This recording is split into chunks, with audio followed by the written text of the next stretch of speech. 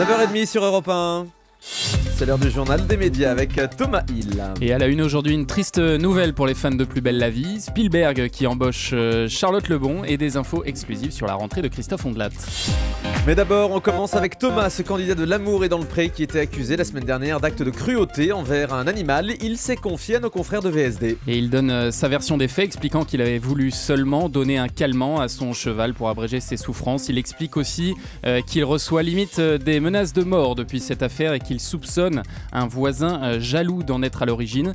Il révèle aussi l'issue de son aventure en expliquant qu'il n'a pas donné suite aux deux femmes que l'on peut voir dans l'émission et qu'il est désormais en couple avec une inconnue rencontrée après le tournage. Tout cela devrait beaucoup plaire à la boîte de production Fremantle qui lui avait demandé de ne surtout plus parler à la presse. Ouais, surtout que l'émission est encore en cours de diffusion, donc ça grille un peu tout le suspense, tout ça. Des nouvelles séries en préparation pour France 3. Oui, selon nos informations, 3 nouveaux films de la collection Mary Higgins-Clark seront en tournage à partir de fin août. Où es-tu maintenant avec Marie-Christine Barrault, ainsi que 2 petites filles en bleu et Toi que j'aimais tant. Et puis autre tournage pour France 3 à fin août, ce sera Jacques Perrin dans le rôle de Richelieu, réalisé par Henri Hellman.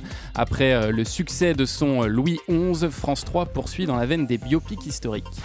Steven Spielberg devrait embaucher l'ex-Miss Météo de Canal+, Charlotte Lebon. Oui, c'est ce qu'annonce le site américain The Wrap. Le film serait produit par Spielberg et la grande animatrice Oprah Winfrey.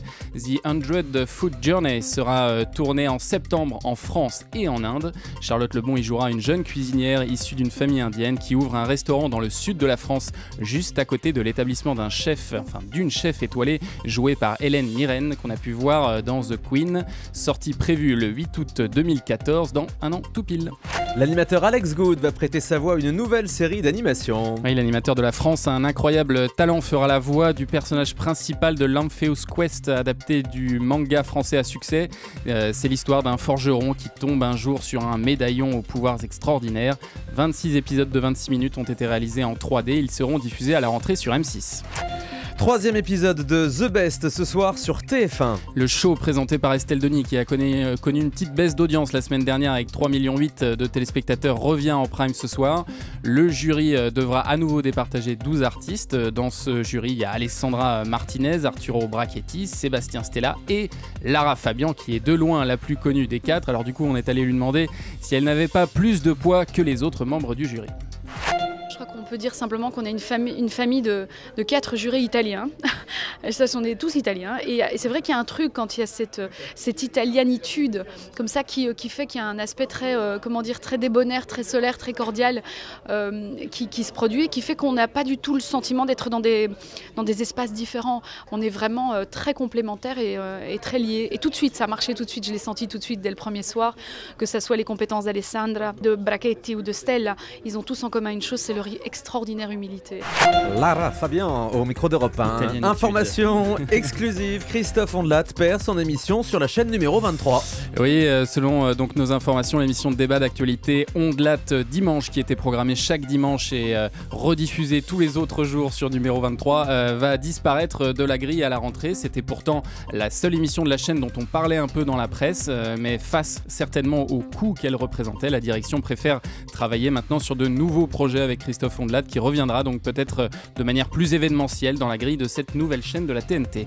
Une page de l'histoire de la télé se tourne avec le bateau de la croisière s'amuse qui va disparaître. Ah oui, c'est le Parisien qui nous donne cette terrible info ce matin. Le Princess Pacific, où se sont tournées les 10 saisons de la croisière s'amuse, va être démantelé en Turquie. Il était devenu trop coûteux à rénover et servait plus depuis 5 ans. Donc il est en train de faire son dernier voyage dans la mer Égée. Ça doit être moins la fête sur le bateau qu'à l'époque du capitaine Stubbing.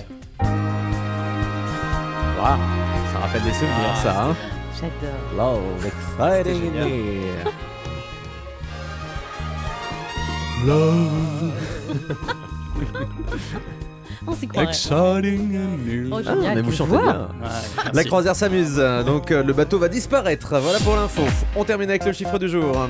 9 ans, ça faisait 9 ans que Laetitia Millot tournait dans la série Plus belle la vie sur France 3.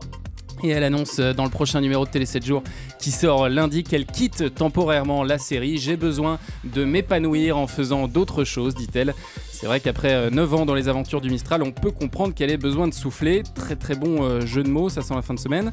En attendant, elle sera dans Fort Boyard le 17 août prochain sur France 2. Merci beaucoup Thomas Hill.